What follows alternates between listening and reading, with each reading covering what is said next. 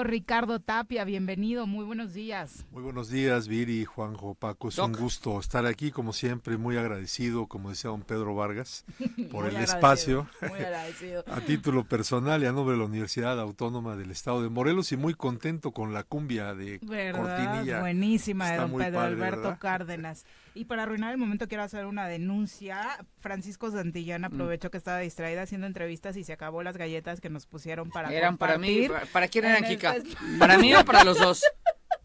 Eran para mí. Dijo, alargue la entrevista con Agustín Alonso, y yo dije, ¿por qué? ¿Por qué se va haciendo tan larga? Y mira, sí, ahí están las cámaras, Paco, hay video, hay video, están bien buenas. Las galletas Marías son el vicio en la casa. Mis hijos y yo. Sí, vean los platos de Juanji y de Paco, nada sí. más chopeando. Pero bueno, después Bien. de la denuncia, Y la si no te dejé ni una.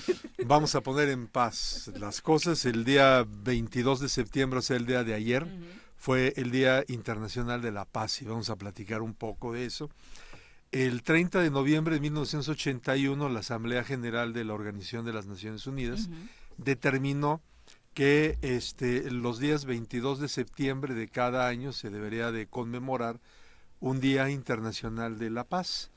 Esto empezó en 1982, o sea, al año siguiente de la determinación de la Asamblea General de la ONU, y en cada año de conmemoración hay una temática. En este año 2025, la ONU ha dicho que el tema, lo digo textualmente, es actúa ahora por un mundo pacífico. Entonces, ese es el tema, actúa ahora por un mundo pacífico. que lo apliquen. Ojalá. La Carta de las Naciones Unidas, la Carta de San Francisco, que es un tratado internacional al que México, del que México es parte, en su artículo 1.1 dispone que la paz internacional es el primero y fundamental objetivo de las Naciones Unidas. En relación a la palabra paz, la Real Academia Española la define como relación de armonía entre personas, sin enfrentamientos ni conflictos, y la UNESCO, que es una oficina de Naciones Unidas, considera, y aquí voy a leer a la letra una parte de lo que considera, porque creo que es muy importante. Dice, la paz duradera es premisa y requisito para el ejercicio de todos los derechos y deberes humanos. Sin paz no hay acceso. ¿Y Palestina? A los demás derechos humanos. Claro, en Palestina sí, no hay derechos humanos porque no hay paz. O sea, para que haya derechos humanos, la paz es un lo condicionante primero que debe haber es paz. Claro. Entonces, esto es importante. Sí.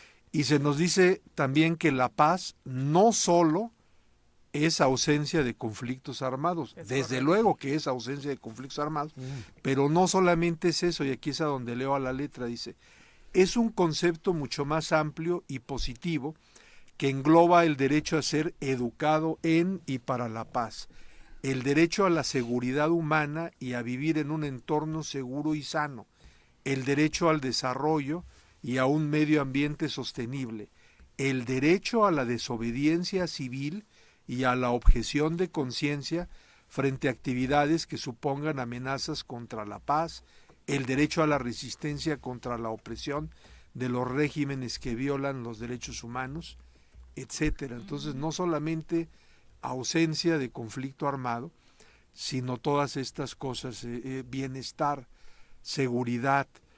En algunos países, como en Colombia, la Constitución establece de manera explícita que la paz es un derecho y un deber de obligatorio cumplimiento. Eso dice su artículo 22 de su Constitución. En México no tenemos un artículo en la Constitución que diga algo parecido. Sin embargo, desde mi punto de vista, aunque no está explicitado el derecho a la paz en la Constitución mexicana, sí de alguna manera subyace de una forma implícita, invíbita. Hay 3 artículos clave. Uno es el artículo 3, que habla de que en la educación se debe fomentar y establecer la cultura de paz. Luego, en el artículo 21 se dice que la seguridad pública debe de preservar la paz social, y en el artículo 89, una de las obligaciones de la persona presidenta de la República es que la dirección de la política exterior mexicana debe ser orientada a la paz. Yo creo que si juntamos este combo de estos 3 artículos, es obvio que también la Constitución mexicana prevé el derecho a la paz. Y en ese escenario, un poco para ir cerrando, creo que cabe reflexionar, desde luego el Estado, el gobierno, desde luego que debe ser garante de la paz y la seguridad, es responsable de procurar esos escenarios, pero si observamos el lema para este año, para la conmemoración de la paz, que nos dice actúa ahora por un mundo pacífico, el mensaje es mucho más amplio que al Estado. Desde luego el Estado no puede evadir la responsabilidad, pero la gran pregunta, creo yo, es ¿qué podemos hacer como sociedad civil para contribuir a la armonía entre las personas y a una gestión civilizada de nuestros conflictos? Y creo que aquí hay que recordar ser más empáticos, más tolerantes, más fraternos y más conciliadores. Muchas veces los intereses personales se sobreponen a los intereses de la sociedad en general, a la fraternidad. Finalmente somos seres humanos y creo que algo muy importante, de lo que incluso hablan las religiones, todas, es la fraternidad, el amor, la más cercana para nosotros en el mundo judeocristiano, pues se nos dice amaos los unos a los otros. Eso es fraternidad. Y fraternidad es poder ayudar. Una M, algunos por delante. Sí. Entonces creo que vale la pena el reflexionar más allá de nuestras naturales diferencias como seres humanos. Creo que podemos abonar civilizadamente a la paz, reitero, si somos más empáticos, más tolerantes, más fraternos y más conciliadores. Y nada egoístas y nada avariciosos. Así es. Y justo eso, actuar, ¿no? Actuar. Aunque hoy creo que el mundo se congratula por los llamados a la paz, particularmente en esta zona donde se está dando un genocidio, aunque a muchos no les guste la palabra. Insisto en que vamos tardísimo. O sea, hoy por supuesto que da un gusto enorme ver a todo el mundo sumado en estos temas, pero la pregunta sigue siendo ¿por qué hasta ahora el mundo se ha volcado en ese llamado cuando al menos los últimos 2 años han sido de un terror inimaginable en Palestina y el mundo se quedó callado, incluida la ONU, ¿no? Que ha hecho ahora estos llamados a la conciliación. Ahora sí.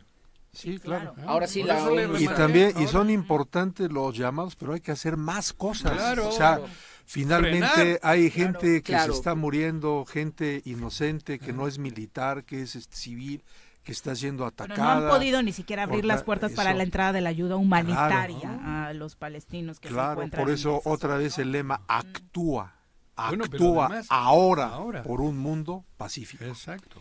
Gracias. Pero ve cómo actúa Trump.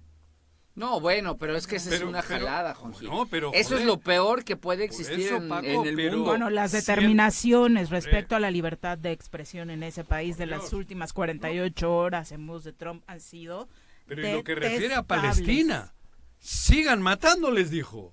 Le dijo a Netanyahu, Y sigan, promoviendo tienes el mi odio. apoyo, güey. O sea, su palabra favorita Si es el rey del odio. mundo, que es Trump, ordena, sigue matando, ¿de qué sirve todo eso que has leído, mi querido Ricardo? Pues No, pues como sea, hay que alzar la hay que voz quitar- y otra vez actuar. Claro. Desde la trinchera que nos toque, desde la posibilidad que cada quien tenga por un mundo más pacífico, más fraterno. Claro. Gracias. Muchas gracias, Gracias, Doc. Muy bien, doctor. Ricardo. Son las 8:33, volvemos.